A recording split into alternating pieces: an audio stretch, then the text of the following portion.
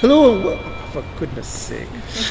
It's on silent. I don't know why it's doing that. It's just appropriate. This is what we're going to put up. Right. Hello and welcome to episode 6 of MME Full Chat, the show where we talk about cars and ourselves, and we have many guests. And today we are joined with Salpi from Arabian Gazelles. It's a girl. It's a girl. We got a first girl. It's a girl. We have a girl. Well, how did that happen? I don't know. It's not bad for 6 episodes. I thought it'd be more 200 episodes. I know, we've got a girl, and look, I've dressed up as well. Look, I've got a shirt on and everything. Look. So she's from VS. It's lucky number 6, I would say. As always, I'd like to thank our gracious hosts. We're Too Many Classics in Barsha, who I forgot to thank last time, which is naughty. Well, we did in the middle. Yeah. We did, yeah. We did. Grumpy. Yeah. Here, so, they, of course, come and check them out if you want to see the most amazing classic car collection in Dubai. And I think bar none. Well, they've changed it. They've rotated the cars. And they all changed now. Because they had all Ferraris out before, and they've got Testarossa still there, and there's a couple others still there. But they've sorted them out. They've got some amazing old Lamborghini, old Alfa there. What's that? Di Tomaso over there? Yeah, Pantera. Yeah, there's a Pantera over there. I mean, and of course the Lotus Elan is still back there. So yeah. And we are sitting in front of a Lamborghini. Yes. And just over there is a beautiful E-Type, Tiger E-Type. Yeah. So some amazing cars. So come down here and check them out. Yeah. So first, who are you, and how did we let you in, and what are you doing here? This is immense. A girl has invited the boys club. How did she come in here? I made it. Okay. I made it. Explain yourself, woman. Well, my name is Salpi. I am a double agent, I would say. A double agent? A double agent. Oh my God, are you bugged? I'm actually a blogger. I'm an automotive blogger. The first female-only automotive blogger in this region. And I'm also a seasoned PR specialist, and I concentrate in automotive PR. So I would say the way I started my automotive blogging was by working with these guys a few years back. This is the thing. I mean, we're pretending like we've just encountered you all of a sudden, but to be fair, we've known you for quite a few years, right? I've known you guys for a few years, 2.5, 3 years even. Back when I was working with Audi at the time, and I was running the Audi account, and I just noticed that the automotive media are just males. There's no females in the automotive. No kidding. No, I never noticed that. Did you notice that? They used to be looking at cars. Can I also point out, this is the only guest, the first guest we had in 6 episodes who has actually addressed the camera. Yes, that's right. You're just in the camera. I mean, you can just There's talk people to us, there. but you're actually doing this professionally. I mean, look, we got a pro. See, I know what I'm doing. It took a while. So you worked. And they're all a bit shocked now. They're like, "Oh my gosh, she's looking at us as well." There's actually background. You worked at what the agency you worked at before? It was called Grayling. Yeah. It's It's still called Grayling. It's still called. They still handle the account. Called Grayling, and I managed the Audi account there for quite a bit, and I got to know these guys, a few other guys, and as I went along and as I... So who were your favorite journalists? Who do you think? Do I have a choice? It's a hostage type situation. You can't leave here. I'll be happy. Lock the doors. This is a good place to be held hostage. Exactly. I'll be happy to be a hostage in this showroom. You've never been here before. Never been here. How comes you've never been here? So glad you guys brought me here. I mean, it's really beautiful. You don't see these cars here. I mean, living in Dubai for a while now, all you see is the super cars, exotic cars, brand new cars. You don't see these cars quite often. Being from California, I have noticed in the US, in Los Angeles, you do see more of these cars because people are very passionate about cars, about classic cars, but in this region you don't see it as much. Why do you think that is? I think here they're... Because you're a young person. Are you into old cars, or do you like the aesthetic of old cars? I mean, what's the deal? I mean, I think what makes classic cars special is the fact that they're not easily accessible. To me, that's what makes it special. Okay. So it's the fact that it's an effort to find them. Exactly. That's why I think they're But that's an effort in the sense that here it's an effort, or just generically it's an effort? I think generally it is an effort to find these cars. And I mean, they're classic. So just trying to understand that a little bit more. So you mean in terms of like, in your social circle, for example, not a lot of people have them. That's what you're saying? I don't think people care, to be honest. Right. That's harsh. Everybody wants new stuff, is it? Is that sort of, particularly, and that's why I meant about is it here, because Dubai is like that, isn't it? It's all about the latest and the newest and the biggest and the brightest, you know. And the most expensive, and Yeah. And these are some pretty expensive cars. I mean, these are $250,000 cars. Exactly. But do people think, how much do you think these cars are worth? That's the question. I don't think people realize that. Yeah, no. I mean, I have a few friends here in Dubai who are car collectors, and being in Dubai, they, of course, the age range, you would think, when you think car collector, you would think, oh, they're much older, but I mean, I have a friend who's 23 years old. Yeah. 23? How many cars has he driven? Hang on. What's in his collection? He has, I think, about 4 LaFerraris. He has a few Bugattis. Why do you need 4 LaFerraris? I'm sure he's a lovely one person. of them. He just parks one of them and he just keeps it in his garage. But couldn't you have bought a model from a nice shop? You know, that's what I do. What's interesting is that it's also an investment because these cars, I mean. So hang on. So is he a car collector or is he a speculator? Is he an investor? I think a bit of both, and I think it's just fun for him as well. Of course, the other thing with the 4 LaFerraris is you have to keep them plugged in as well, don't you? Yeah, they keep. So that's a dealer bill going up right there. I don't think he cares about the dealer bill. But does he drive them? He does drive them. Yeah, he drives them. I mean, let me say something else about Dubai. I think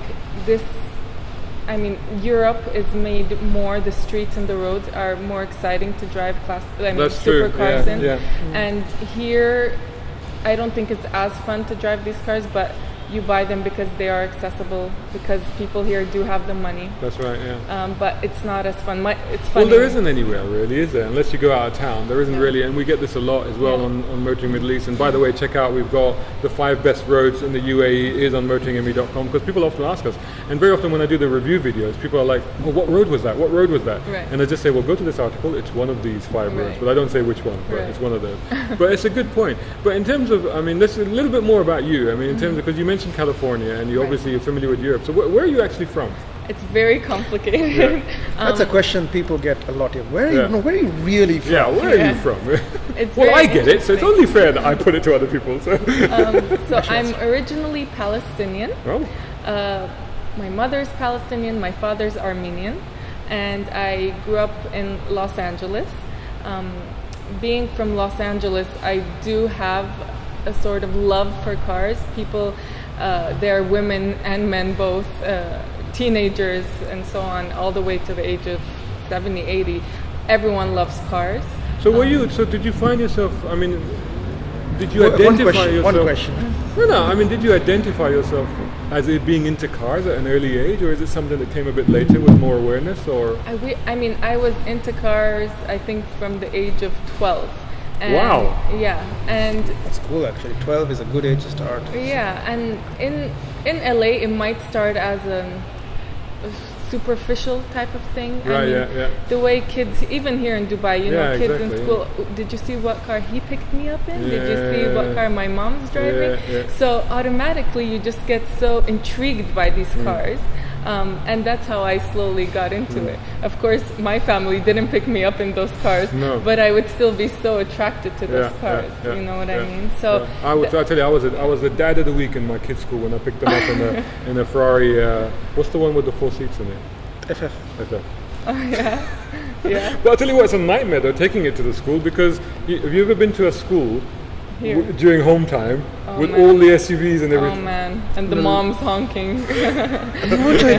Why do women drive massive cars?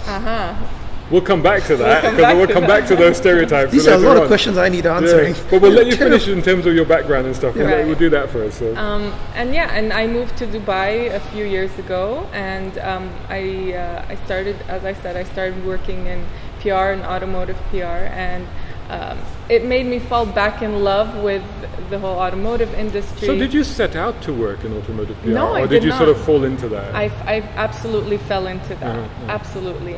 But when you were there, did you think, oh, this is pretty good? Or did you think, oh, I don't know about this, if I like it or not? Or did you go, oh, this is actually really what I want to do? When I was where? When you fell into automotive media? No, I just felt like this just feels familiar, and I just love it. Right. And I did feel that a few of my male colleagues were like, she shouldn't be doing that. I mean, this isn't a girl's thing to do. Exactly. No, but hang on a minute, because I mean, we find that a lot of people in PR here actually, I mean, of course, the women easily outnumber the journalists, you know.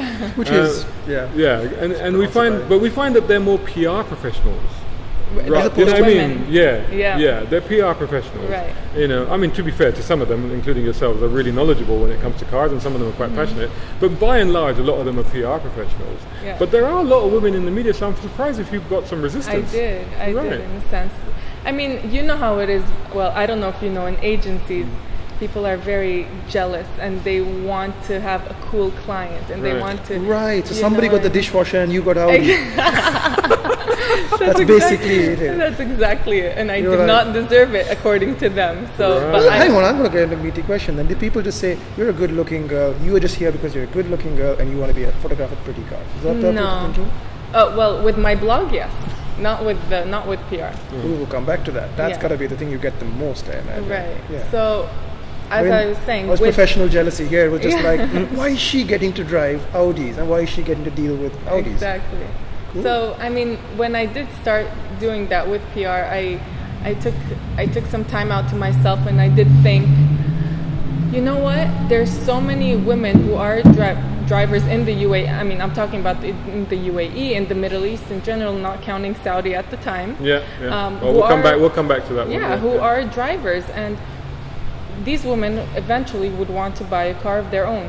Why can't they access the internet or access any type of social media and look up cars without, being able to find a female driving and the female's take on it? Yeah. Again, I'm not trying to make it a female or male thing, but I just saw that there just isn't the option at all, and I said, I'm going to do it. One female blogger, one female writer, one female won't upset the apple cart boys. Nothing will. The old world won't die if there's one girl here. But I think that's the way men see it sometimes. It's very threatening. So when did you start to get into the blogging part of it? So I did get into the blogging part of, I would say 10 months ago. I launched it. So it's relatively recent. It's very recent, and I've gotten a lot of good feedback doing it, and I have had a lot of great feedback from brands, from dealerships. But what's funny is that from the media, I've gotten a mix. I would show up at the events with you guys there or with the other media journalists there, and I would just cold shoulder get stares. Yeah. Why because they know you as a PR, and then suddenly you turn up. So is that it? Is it how dare she come into our realm, or is it but we know you? Why are you doing this? Is it what do you think it is? And no, I think it's how dare she come into our really? realm. Yeah. How dare she have more than one dimension? Exactly. Yeah. And I mean, at first I was like, is this just me? Is my head playing games on me? But it's happened a few times. And hang on. So tell me, how have you identified that? How have you gone? Because you would think that, is it just me? Am I just playing tricks on myself? Yeah. But how have you come to the clarity of, yes, people do have a problem with me? How have you come to that? I would say the first time that I said, okay, it's what I'm feeling is right, was when I brought my husband along with me to an event, and a few of the automotive journalists are my friends. Actually, we go out, we see each other outside of work, and they're really nice to me in general. But he did notice that at that event, they were not so happy seeing me there. I feel like the more they see me at events, the more they feel like I'm taking away from their business. Interesting. Business or their world business. I mean. Career. So so let's play devil's advocate. All right, let's be them. You guys, you are them. Come on, tell me. No, I'm not saying you're them, but hang on, it was me. It was me. Hang on. So hold on. It's all coming out now. Did you get that from us then? No, not from you. I'm not gonna say who, but a few other people. No, I won't push you on that either. I won't, because that would be problematic. Answers in the comments. From what I did get from you was you asking me remember when I saw you at that Bugatti event once, and you asked me, well, how about the mic? How do you use that? You were just, were interested in how I'm doing things. Yeah. But we're still trying to figure it out ourselves, you see, that's why. We're gender blind. We're just like, do you know something we don't? Because we could use some help. Yeah, well, just help us, So, well, that's good then. At least I'm glad but I think, it's this, I'll go off on a tangent, I'll try to keep it on track, but it's the same thing with this gender, ethnicity. We're the same thing, because journalism, especially at the high end of motor, tends to be very white. And we are interlopers in ourselves. So we have the same sort of experience from a very different angle. Right. But we also experience the same thing of being not what people expect when they want to see motoring journalists. Because they're expecting Jeremy Clarkson, they're expecting James May, they're expecting Richard Hammond, and we turn up and we're brown people, and they're like, but you should be bringing the cars to us. You should be taxi drivers. Do you get that? Do you really on get that? on YouTube? Yeah, I mean, some of the comments have been very unkind. Some of the people, you get. What's some what of the saying? journalists out there are like, well, you know, I should. What do you have to say now? You've got a woman and you've got these guys here. Huh? Yeah. But I think we understand from a certain perspective what you're talking about. But obviously, we'll never completely understand the sort of alienation you get. But on a more professional level, okay, putting all of that aside for a minute, how do you cope with balancing the fact that you still do a bit of PR as well on the automotive That's side? an ethical question that you've got to answer and now. you're doing automotive journalism, blogging. How do you cope with that, or how do you handle that? It's been to my favor 100%. All right. I mean, now I work with another agency called MME Sachi, and I run the Abu Dhabi Motors Rolls-Royce account. And even before we got the client on board, I told them, by the way, this is what I do, and they loved it, and they're all over, and they still love the fact that I know how the business is moving, how things are changing, not only through working in PR, but also being a double agent, I would say, from the other side. Well, it adds to your portfolio, doesn't it? I mean, it makes you a more effective PR because you understand how journalists are behaving. Exactly. When journalists cross over to PR, they don't get so much criticism, and sometimes they should because all they know is journalism. But the question that somebody might ask is that, well, would you review a Rolls Royce on your blog? Ooh. Of course I would, You and would. I would be honest about Be it. honest Oh, you about it? would? Of course. You wouldn't get sacked. Not at all. Actually, The trouble is with Rolls Royce, it's not really fair, is it? Because Rolls Royce, what are you going to say about Rolls Royce? exactly, you can never go wrong. But then again, I am always honest about all my reviews. But if there is something really negative, and this is a policy that I've taken on, having been from the PR side, I don't bluntly say something that I absolutely don't like. I just sugarcoat it, just to keep everyone. Interesting. That's what we've been doing wrong. That's what we've been doing wrong. That's why we keep upsetting people. But is that a policy that you've sort of decided yourself, or is it something that sort of came naturally to you, or is it just came from an empathy with the PR side that you go, well, you know? I think that's the PR person in me. Right. Just because when I was working in my former agency, and I did have a few other accounts, they did, for a few of my clients, they did find a few things that they absolutely hated. And a few of the journalists said, I'm just not going to publish that out of respect to you. So I did appreciate a few of these things, and I did learn from these things. But what about your duty to your reader? You know, how do you feel about that? Right. I think that it's very important to mention, say there's something about a car I really don't like. I do find a diplomatic way of sharing that without hurting someone's feelings. Or, for example, reviewing a hotel and seeing that the pool is tiny, and I would never want to go there on a vacation. I would say something along the lines of, while this isn't a resort type hotel, it's more for the people who are looking to stay one night and enjoying a bit more functional, a bit more budget price. Exactly. Yeah, fair enough. They're supposed to say, this is the size of my butt.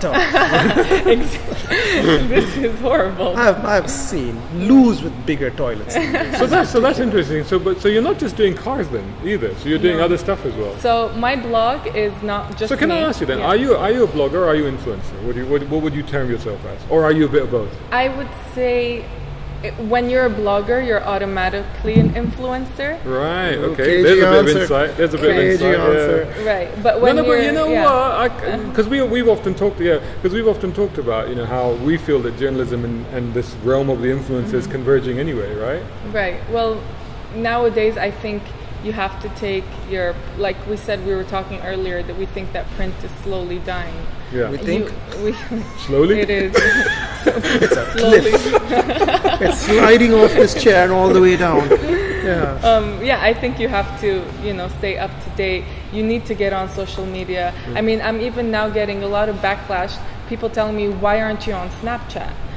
Okay, so I'll get there, I mean, I just started this We just 10 need to months figure ago. it out, Give me yeah. a minute. exactly. So you need I to. figured it out. I'm on Snapchat. I'm not Yeah. on Snapchat. I haven't figured it out. But I mean, maybe not every format is relevant to you. Like, you could be on Tumblr, but you're not a 15-year-old writing about, Right. breakups. Right. And those are the people you find on Tumblr. Right. Why do I know that?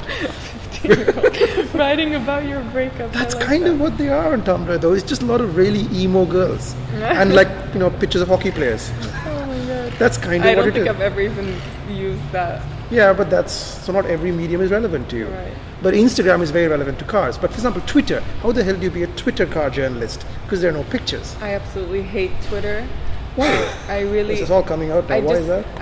I never figured it out, and I'm not interested in figuring Does out. it piss you off that you didn't figure it out? Yes, it does. But Twitter is a very difficult one. I tell you what, we're gonna take a little break there, and we'll come back in part 2. So in part 2, we'll talk a little bit more about why you hate Twitter so much, and in fact about the other social media as well, because actually you're, as a blogger, influencer, you need to be a social media expert, right? So I think we could learn some tips from you as well. But also, before we do that though, I want to be one of those journalists that kind of took umbrage at you just for this moment. What gives you the right to come into our field and think that you're an automotive journalist?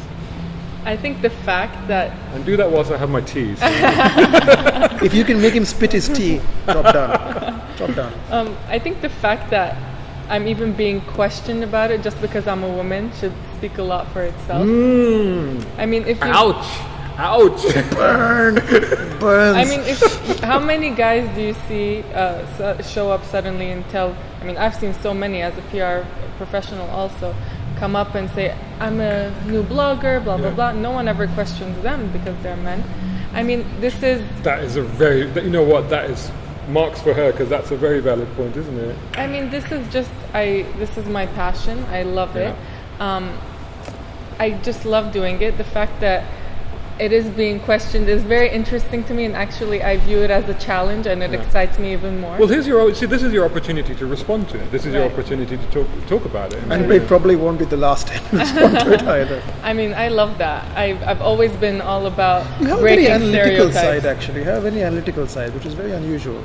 What I like about what you said there was, and to be honest, this is something that we've noticed as well, and maybe we don't talk about enough. But we're career motoring journalists. We're journalists. I've been doing this for 30 years, nearly. But we do find 30 years. Okay, nearly, not quite, nearly. And I do find myself sitting in press conference or on a press trip alongside somebody who may be a lifestyle blogger, or maybe a business journalist, or maybe is more into fashion, or maybe is not even a journalist at all, but was free that weekend, and their mate said, "Oh, can you go and cover this event?" You know what I mean? Yeah. And yeah, part of me is like, why are you here? I've grafted. I've worked hard to get to this point. You know? So I can understand what you're saying there. I mean, we do find that there are, and I'm not saying women. I'm talking males here. That we encounter.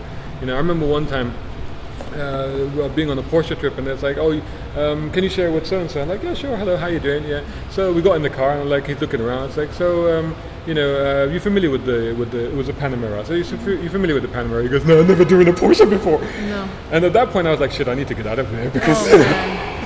I mean, look, I think to get one thing straight, there's no comparison between. I'm not talking about all the other bloggers or vloggers out there. Vloggers, which we are.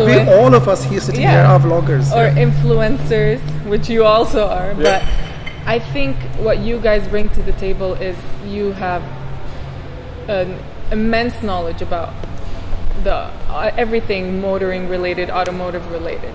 And that's something, and this is your actual career. This is everything you've studied, you've done. I don't think I will ever compare to that, and that's one thing. I'll get that out right now. I never compare. Amazing. I was having a go at her, and she's flattering us. Flipped It's it back true, on. though. Keep going. We need more of this. Keep going. Because Don't stop. 20 minutes more. But you know what you've done is, I think, exactly in any case, in any situation like this where you're an outsider. Because I remember when I started as well, people were like, "Who are you? What's your background?" I'm like, "Nothing. I got lucky and I'm here, and now I really I just kept my head down. I learned as much as possible. I listened to people, and then after a while I started talking a lot of shit. Because once I figured out, I knew knowledgeable shit. Yeah, but no, other people. I was like, you don't know anything. You guys are very knowledgeable, and this not only are you knowledgeable, you're loving this, aren't you? Do you know what? What you're doing absolutely right, but you're giving respect. You're giving respect. I think we should go 20 minutes extra on this video because. No, but it's true. I mean, just sitting here now, you were telling me so many things about all of these cars around me that I would have never known. But don't let that get me started. No, it's true. But I mean, what I'm saying is that someone like me and someone who loves cars, I'm just doing this because I love it. I'm not trying to take away from what the automotive journalists are. And I think that there's so many people out there that, to be honest, don't actually care about the specifics of everything involved in cars. We're boring, right? We're just boring. No, there are. We're anoraks. Yeah. There is the audience for people, for you, the people who want every single detail about everything, and there is the audience who is someone sitting at home just wants to buy absolutely an Audi A5, and they just want to see what do I think about it in terms of basics. How does it drive? What's the technology inside? What do I think of it? How's the exterior different than the older generation? Just basics. So tell me this. I mean, you're quite right. And to be honest, increasingly we've also catered to that sort of more wider audience. I mean, we have content both that is quite detailed, and then we have content that's a little bit, on the surface, And we do. We obviously have social media, and some of our social media stuff is not as detailed as, say, our video reviews would be, or our written reviews would be. So when you're reviewing a car, what approach do you take towards it? Are you taking that layperson's approach? But you're clearly not a layperson. I mean, again, you're a little bit sneaky, return a compliment a little really bit. Know. Because you're pretending to be you're like, I'm just like every other woman. I'm like, you're hardcore. You know these cars because you've been immersed in Audi and now Rolls Royce. So and to be clear, having been on that side of PR with Audi, I mean, you will have been exposed to presentations, to engineers, to product briefings. So you will have had an insight into the cars and the automotive industry in general that a lot of people don't really get. Right. But what I took from that is that, again, like I said, there's the audience for that, and there's the audience who are basically interested in purchasing a car and knowing the basics and a bit more than basics. So you asked me, how do I approach it when I take a car for a test drive? I divide it into categories. I divide it into the drive, how do I think it drives. I divide it into aesthetically the interior and the exterior. And I talk about the technology also. I think this is mainly how I look at cars, how I review cars. And I've noticed that this is what the brands are looking for, because I've seen that some brands are looking for someone like you, both of you, who wants to talk about the details and want to give the history and when it was first launched, who knows everything. But they're also looking for someone to do a really cute video, having me and of course my partner Jacqueline, who you will not mention once up to this point. So mention your. It's not a solo effort, Via Celine. But also mention your blog name and where people can find it. So yes, so my blog is called Via Celine. What does that mean? So Via, it has many meanings. So Via Celine can be through the eyes of Celine, Salpi, and Jacqueline. Celine. Right. Sorry. And Via also means street. So that's how you connect cars and the streets. This is way too clever for our audience. It's way too clever for us. So Jacqueline covers more lifestyle and beauty and fashion, things that I know nothing about. I'm a woman, and I just know I'm very, which is very, it breaks a lot of stereotypes. I'm not interested in fashion. I know nothing about fashion, and this is no disrespect to anyone, but I don't see the point in it. Whereas where cars, it's all coming out now. It's true. I mean, whereas when I look at cars, and this is what excites me. So I wanted to do something with Jacqueline, together, join forces. How long have you known her? What's her background? Me and Jacqueline have known each other for 10 years, from LA. We're both obviously Palestinian. So when I moved out here, she moved 2 years after me, and she's very influential, let's say. She's had many thousands of followers on Instagram because she was Miss Palestine USA. She was in pageant, and she does a lot of modeling gigs, and she's a healthcare specialist. So when it comes to doing a lot of beauty reviews and so on, that's not my turf. That's her turf. when it comes to automotive and traveling, so bring you back to automotive, Yeah. even the fashion and all that, Yeah. and all of that. You talked about what you thought the industry liked, and the industry you think they're quite receptive to the way that you're doing it. Yeah. But tell us about your readers, tell about your audience, because obviously you have readers and you have an audience as well. So tell us about your audience. Who are they, and who are you talking to? I have a very interesting mix, even when looking at my Instagram analytics and seeing who these people are. My audience is mainly from the UAE.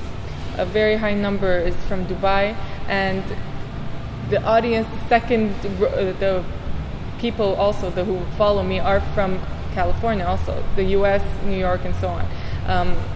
So that's because of Jacqueline. She has her followers from the US, and interesting. Yeah. So you've got a little bit of overlap. I have a bit of both, yeah, and it's 50-50. Actually, it's 55% men, 45% women. Really? Yeah. Interesting. I think. But why do you think that is? I don't. Or am I asking a really stupid question? I don't know. I is think it like the men are two good-looking women Instagram account, and why wouldn't one's into cars? Seriously, I think that's what it is. They're intrigued. You think so? They're intrigued. Is They that just what- want you to reckon see. that's it? And I think some of Are them they testing you? Are they saying like, is she for real? Yeah, I think so. But So what sort of comments do you get on that? you don't even know. No, seriously. Come out with it. Come out with it. I mean, we've just said we get some lovely comments. We get some great people out there giving us some great feedback. And but we then- also get some really nasty stuff as well. Yeah. But I mean, do you get men saying, "Who are you to be reviewing this car?" Or "Who do you think you are?" It's funny. I've had some men be very sexist a few times, and I've had a lot of men actually being very supportive and very interested in what we're doing. So it's a mix. I don't get that much hate, but I do get a few comments here and there, just questioning. Or I had once posted a picture of a Lamborghini and a Porsche 911 Turbo, and I said hers and his, so that meant the Lamborghini is mine and the Porsche was, say, my husband's, and they're like, no, why is the Lamborghini yours? The 'Cause that's Porsche seen as should be, you know what I mean? The Porsche should be yours and the Lamborghini should be his. Wow. So I just Why? feel like I've been sexist there because I just said that Porsche looks like your car. And I've done the same thing. I've done the same thing because you assume, why is a Porsche a woman's car? Why did I make that assumption? I have no idea. So having said that, when you're creating your content, are you doing it in a woman's voice? Are you thinking that I'm doing this for a woman, or are you just creating content the Are you way just you being see, you? You know, see best? I'm just being me, and I've noticed, unfortunately, that a lot of times you can't follow that formula all the time. You have to do things that your audience also enjoys. So yes, it should be a balance. You should do what you love, but you should also do what your followers want to see. And I have noticed that they like to see a lot of our faces. When I got into this, I didn't want my face to be as out there. I said, Jacqueline, you can be the face and I'll just be behind the scenes and I'll do the car thing. But when they see us together and our faces and us with the cars, they're just very more intrigued by that. See, because the wonderful thing about digital media is that you can measure the response straight away, so you can see immediately what's working and what's not working. And they're like, get these two brown people off there and get the proper. But okay, here's a tricky question then: is being a pretty girl a help or hindrance? I think it's a help. Yeah. Yeah. In terms of what? In terms of the industry? In terms of getting content? Or in terms of reaching an audience? In terms of just grabbing their attention and the then audience they can attention. Yeah. Okay. And then maybe we need a going pretty from girl on MME. I think I'm already helping out here, guys. Numbers going through the roof. But then do you think it's a hindrance? I mean, as you said, I think a lot of people also seeing you as a fake, a phony, and they're like, she's not really into it. She's just here to get lots of numbers and to go on free trips. And I think it's also a hindrance. I feel it's like a hindrance as well. I think those Not that you can ugly yourself up. Those people don't affect my work. I think there are those people, but they don't affect me directly because the response I've had from brands or people I've worked with has always been positive. But the people who are negative are the few trolls, as you would say. In immortal words of Rihanna, people are going to talk whether you're doing good or bad. Yeah, exactly. And so that, I mean, even if you were very good looking, you're going to get those comments anyway. Yeah, and I don't mind. Actually, I have a good friend of mine who people love to hate her. supercar blondie. Oh, good old And Alex, yeah. she gets Never heard of her. she gets so much hate, and she just takes it on. And I've noticed that helps her even more. Yeah, that's true actually. It gets so much more attention her way. Yeah, in terms of, actually we need to get more hate. That's what we need to do. We need to annoy more people. Working on it. Working on it. Because you're right, that does have a... Yeah. So actually that segues nicely into... Because I wanted to ask you a little bit more about social media. And you said at the beginning, you said, I hate Twitter. So which media do you think works best for you and why? I think that Instagram is the best. Especially in this region, people don't even go to websites anymore.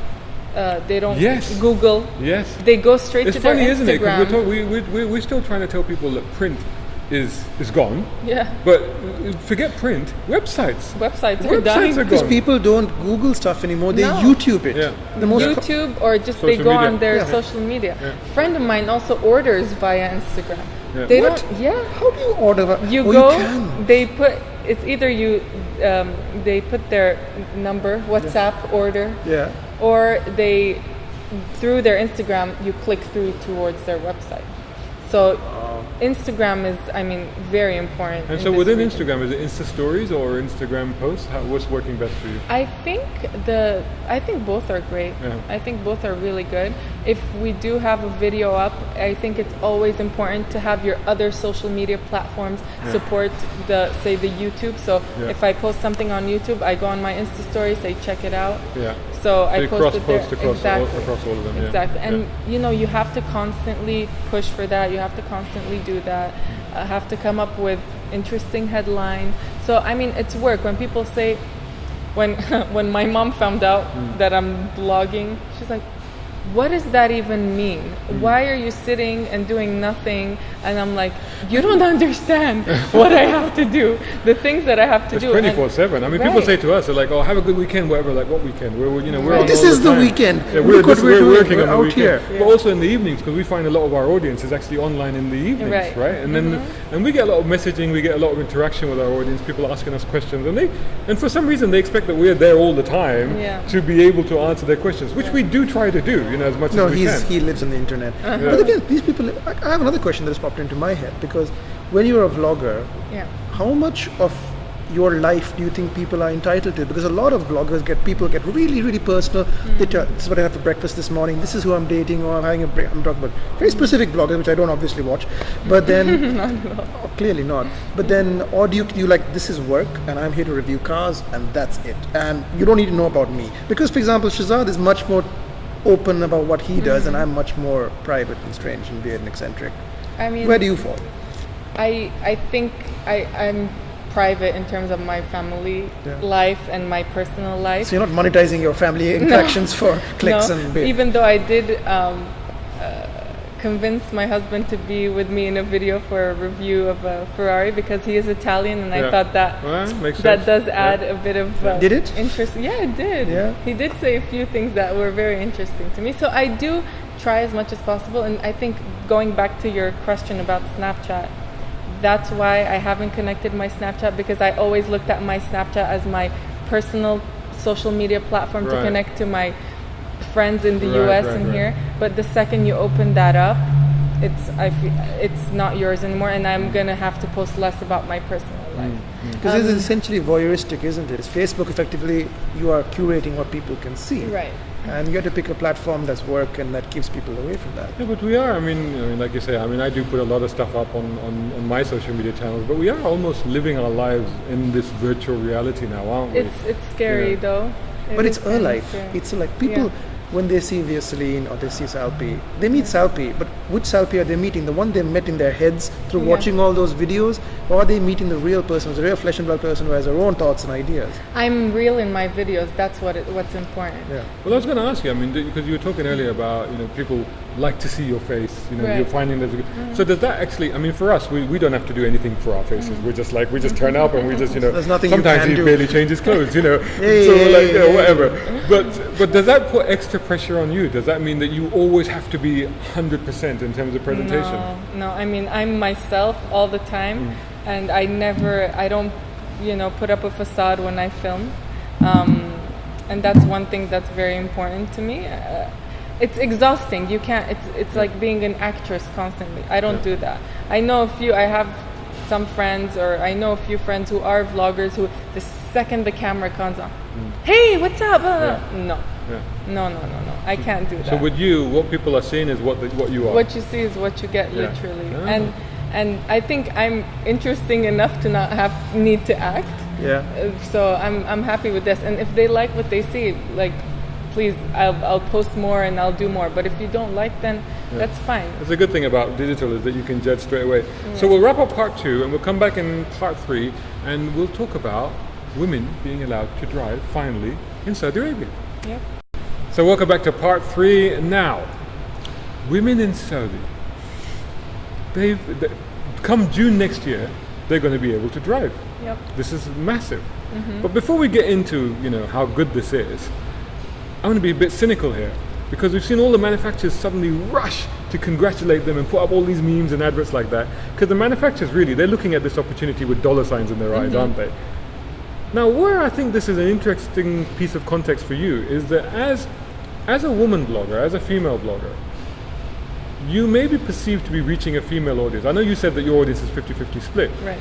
To be frank, ours is 95% male. We know that from our demographics. But you may be perceived to be reaching a female audience. Yeah. Do you find that manufacturers are trying to leverage that, are approaching you for that purpose? Absolutely. I mean, I think that's why I've also been very welcomed by them, is because I do bring something new to the table. But I have noticed when they do give me the test drives, or they do invite me for the car launches, they're cars that are very female oriented. Oh, go on.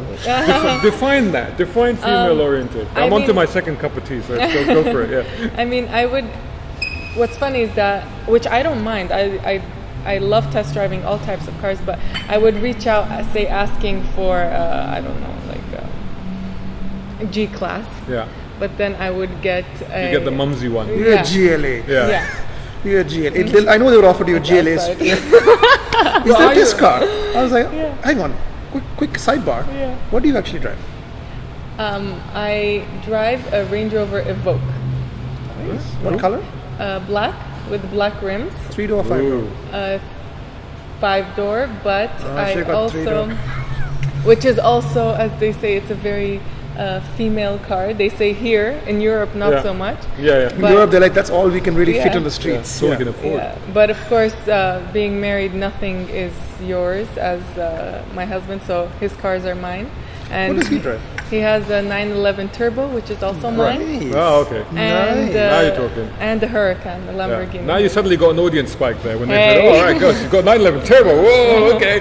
Yeah, exactly. So what's mine is his. What's his is mine. So there you go. So there you are with an Evoque, fine. Yeah. But you got 911 Turbo, which you drive on a regular basis. Yeah. And then the manufacturer comes to you and says, "Oh, here, drive this mumsy GLA car." 250. Yeah. You should show up with a 911 Turbo and put the keys on the table. Look, this was my mindset coming into this whole automotive blogging. People are going to buy all types of cars. That's why I am not an only supercar driver blogger. People can't afford all the supercars, and people, when they look for cars, they're looking for all sorts of cars, which is why I welcome and I drive and I test drive all of these cars. But what's interesting to me is when I do ask for something that's perceived to be manly, there's hesitation, isn't there? Hesitation, and I don't get it right away. I would get the more. Oh, so you do get it, but they make you jump through hoops first. But how is it different from normal journalists who turn up and they don't give you a G-Class straight away? But do they think? Yeah, but they will know you. Yeah. But do they think that maybe? That's also true. Do you think there's an element of, but she can't handle the Lamborghini Aventador? Point. So, do you know what I mean? Is there? Do you think there's? Is she gonna bend it? People not knowing until this moment. People not knowing that you drive a 911 Turbo. They're on a all regular going to be basis. embarrassed now. Yeah. But do you think there's an element of that in it? Yeah, I think unfortunately even till this day, a lot of my family members who are men think I can't handle it just because of me being a female. I mean, I always get be careful. Make sure you're lifting, the front before you go over the bump. I'll take care of myself. You hear that, men? Yeah, you hear that? I get way less traffic fines than a lot of the men do in my family. Yeah. Are you a fast driver? Would you say you're a speedy driver? I am, but in a smart way. I mean, I'm not stupid That's to very get. well put. I am not stupid enough to get a million traffic fines driving down Sheikh Zayed. Yeah. I do it, when it permits. Conditions permit. Conditions permit, exactly. So, I mean, we were having this conversation in the break, and we were talking about some research that we did, that I did with one of my previous magazines in the UK, where it was mooted at one point that we should create a women's channel or a women's outlet to our media. So we did some research, and we found that would have worked very negatively for us, because the results of this research that we got back was that women would feel patronized by being addressed in this way, because they were like, well, we're not stupid, we can read the same stuff that men can read.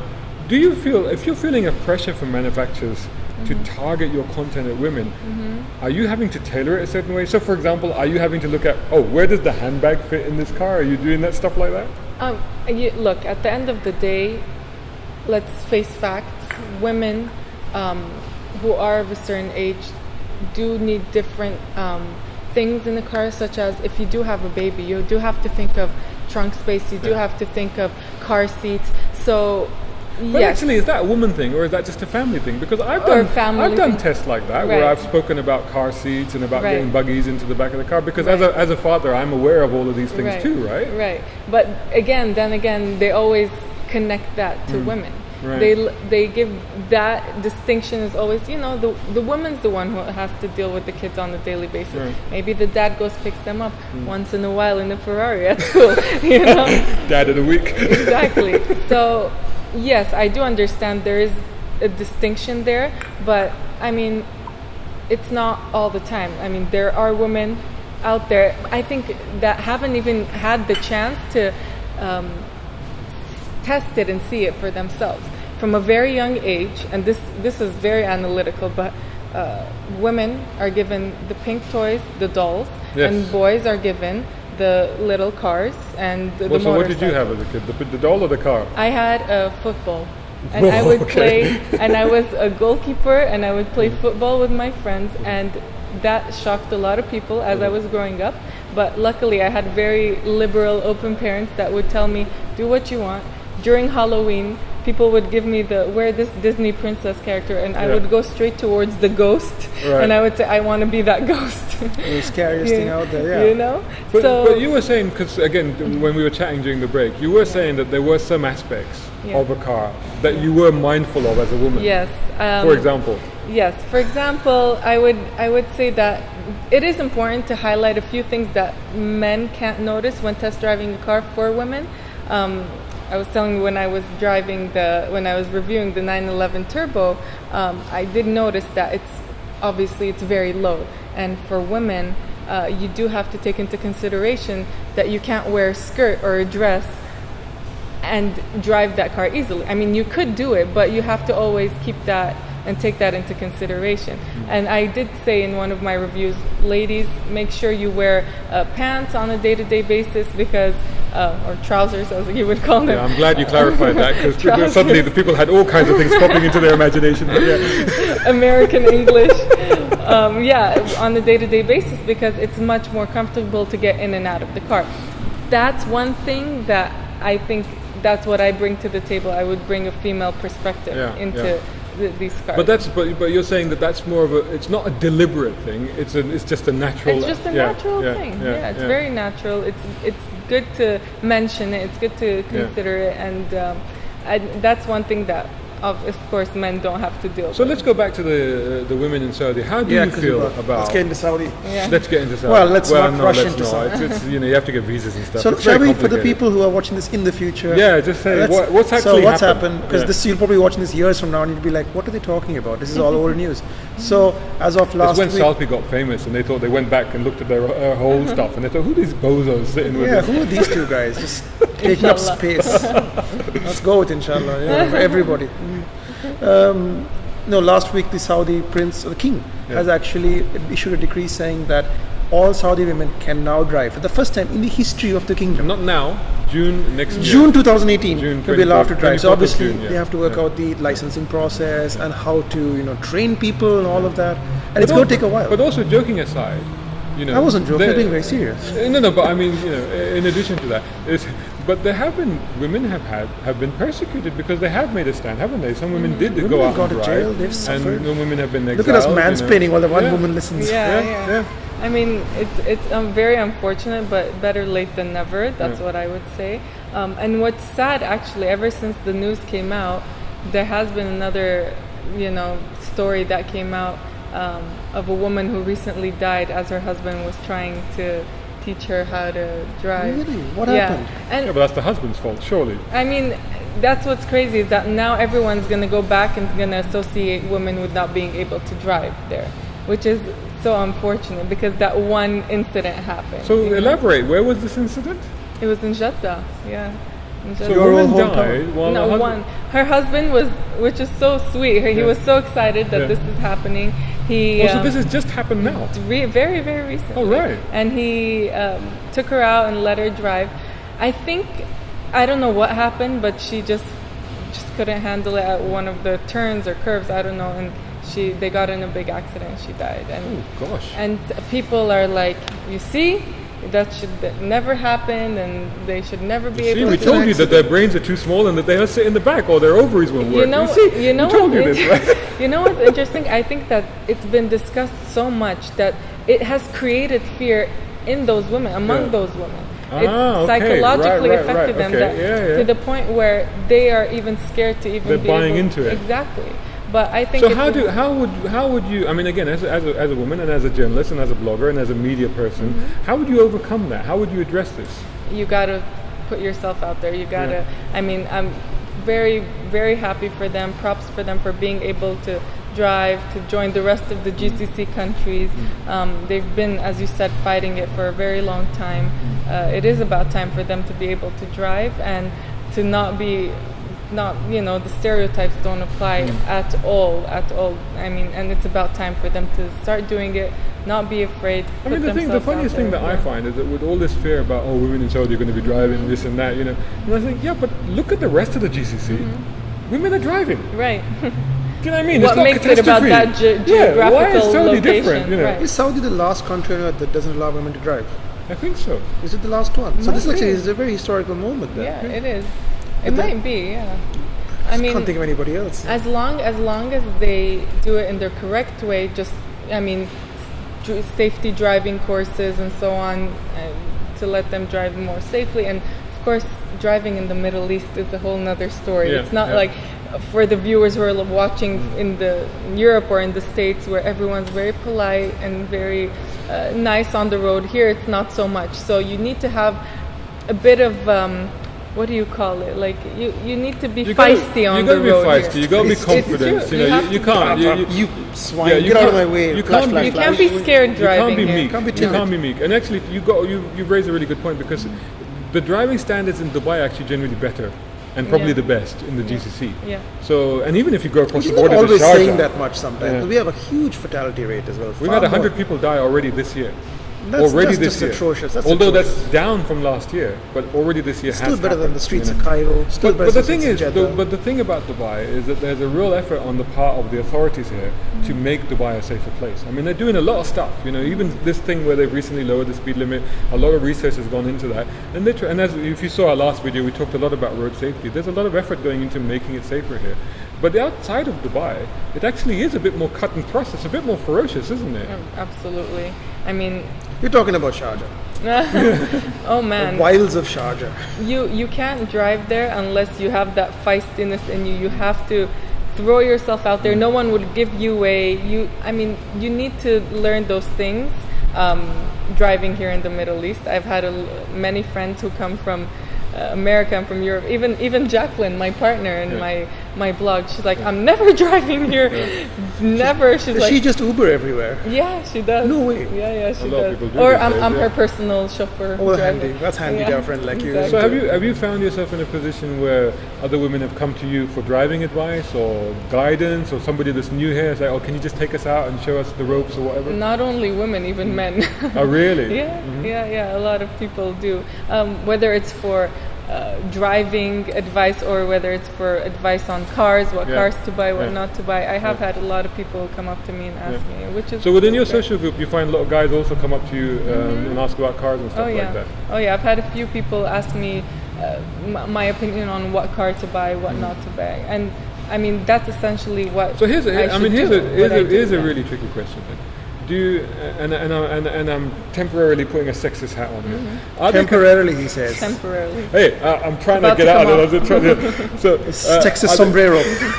So do you feel that when they come up to you, when guys come up to you, I'm not talking specifically about guys, and they ask you for car buying advice or car advice, are they genuinely asking you for advice, or do you feel they're testing you? I think they're genuinely asking. The ones who did come up to me are genuinely asking. They are.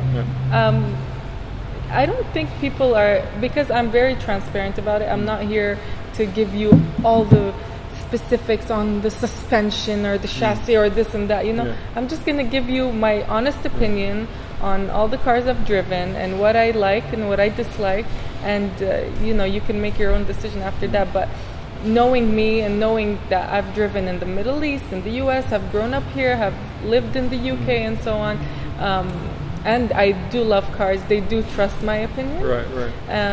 And whether it's for supercars or for regular cars. So yeah, I do have even family members. My brother-in-law asked me what car he should buy, where he can buy it from. Because as an influencer, you get approached by many. That's right. So do you find that when you do give this advice, do people follow the advice, or do they just go and do something else completely? No, they take it into consideration. Because that happens to us all the time. Yeah. It's like we tell you people, because people come to, and I've had this for years. People will come up to you and say, "What car should I buy?" And I say, "Okay, fine. What's your budget? Right. What's your requirements? Right. What will you do with it? Right. What will you need with it? How much luggage space?" Yeah. And I go, "All right, okay. Here's a list of cars. Here's a short list. Go away and check these out." And then 2 weeks later, it's like, "What did you buy?" "I bought a BMW M3. Yeah. Oh, wow. That was not your budget. Yeah. You're now broke. You're going to jail, etc. You're now broke. Exactly. I mean, you know what's interesting here, and also it differs from California. In California, you have the option of leasing for 3 years, and then you can buy if you're interested. You don't have that here. So you have to be a bit more careful when considering what cars you'd like to get. I mean, that also plays a big part. Depends on what country you're coming from, what you're asking me, and so on. I don't know. Do they do that in the UK? Is there a leasing option in the UK? Yes, definitely. Yeah. I mean, to be honest, increasingly in other parts of the world, and it goes back to the whole idea of what is ownership. And as they're finding with we were having this conversation earlier about Generation X and Generation Z and Generation Y. And these last two, for example, the concept of ownership is less and less relevant to them. So for a lot of people, the idea of leasing a car or car sharing or one of these schemes actually holds a lot of appeal to a lot of people, because then you don't have the hassle of ownership, of maintenance, of insurance, and all the rest of it, right? And here you don't have that, huh? I think it's coming. I think it'll come. I think it should. I think it's. I think more and more manufacturers are. Volvo, for example, just launched a car, and part of the launch of that car, of the XC40 they're talking about the concept of how people will use that car. So straight off the bat, they're talking about, we're not selling you this car, we're going to be running leasing schemes and stuff like that, or car sharing schemes, so it's very interesting. I find that horrifying. Part of the joy of having a car is getting to know it, as I keep saying over and over again. And if you're just treating it like a disposable good that every 2 years you're going to swap it around, it will become like your cell phones. And you don't get attached to your cell phone. I have tried. I talked to it. But you don't get attached all the time. You don't get attached to your cell phone. It's a tool. And when it dies, you're like, oh shit, it died. So you just go and buy a new one from Apple or Sony or whatever. But you don't have a little ceremony and bury it and stuff like that? The one that has dying, I will actually set it on fire because it's a bastard. But yeah, I mean, you get attached to things. So you don't like the whole leasing concept? I like ownership. But again, I'm old-fashioned that way. I think going forward, though, you won't have an option. You won't have an option. And it'll just be something that people will remember. Like cranking cars or manual gearboxes or whatever, but it won't be something that matters anymore. So we're coming up to the end of this, and it's been fantastic to talk to you. It's fantastic to have our first female guest on the show. We'll give you an opportunity to wrap up by plugging everything that you do. But before we do that, what's your favorite car? My favorite car? Yeah. Depends. Put her on the spot, why don't you? That's the sort of answer that we would give, isn't it? Yeah, that immediately identifies you as one of us, because that's the same problem that we have. People come up, what's your favorite car? I'm like, whoa, for what purpose? Exactly, you know what I mean? Yeah, exactly. Okay, put it this way then. $100,000, one car, that's it. You can only own that car for the rest of your life. What is it? $100,000, one car, I can only own, wow. Take your time, but you've got 30 seconds. The pressure. Have any of these caught your eye around here? Although these are probably more than $100,000. Yeah, although these some are of them, I don't know, maybe. Well, some of the British stuff is a little cheaper. Yeah. I mean, that Elan is way less than $100,000. 100,000 is, I don't think that's enough. Wow. Yeah. You do realize that's 370,000 dirhams? Yeah. Okay. She's American. They do think in dollars, you know. I would say We use mansplain currency to her. I would say the G-Class does it for me. Okay, cool. I All think, right. but Fair that's enough. over 100. Yeah. Well, we could probably get you a deal.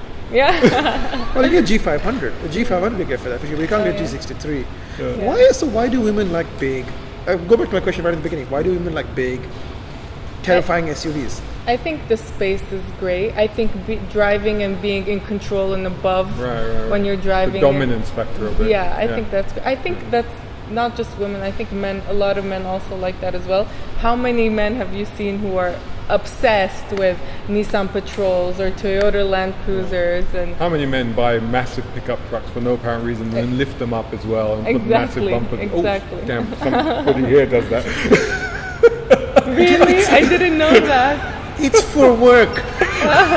You'll see it outside in a minute. Yeah, I think it has its nice parts. Having a big car, again, having a sports car is also amazing. Yeah. The speed, the drive, that's a whole nother thing. But if I have to stay stuck with one, I would stay stuck with that one, just out of people comfort. are moving away from sports cars to other SUVs? Because I feel like when we were growing up, getting a sports car was the cool thing to do. But now it's like, I want to have a fast SUV, which is madness. But I think people put SUVs on a higher pedestal than sports cars. They're selling more than any other car. SUVs. Every car maker is making an SUV as much as they. Even now, Rolls-Royce is making the new SUV, and Bentley went that road, and Maserati went that way, which I'm not again, people ask me about that. I'm not a huge fan of it. Just doesn't make sense to me making these cars as you're just SUV. a motoring journalist. You're not an influencer. You're just a motoring journalist. To the cargo. You're a cargo. It just so doesn't look natural. On that note, because we've really run off the clock. But she needs to plug. But where can people find you? Just tell everybody where they can find you, how they can follow me on Instagram via Saline. That's VIASALINE. And you can check out what I do, me and my partner Jacqueline, on YouTube as well, and we have our own website, viasaline.com. Thank you so much. It's been an absolute pleasure to have you on the show, and I'm sure the viewers have enjoyed it as well, probably compared to some of the ugly blokes we've had on here before. I don't know if I should say that. They've been all shapes, sizes and colors. But thank you for watching. Thanks so much for watching. Until the next one. Ciao.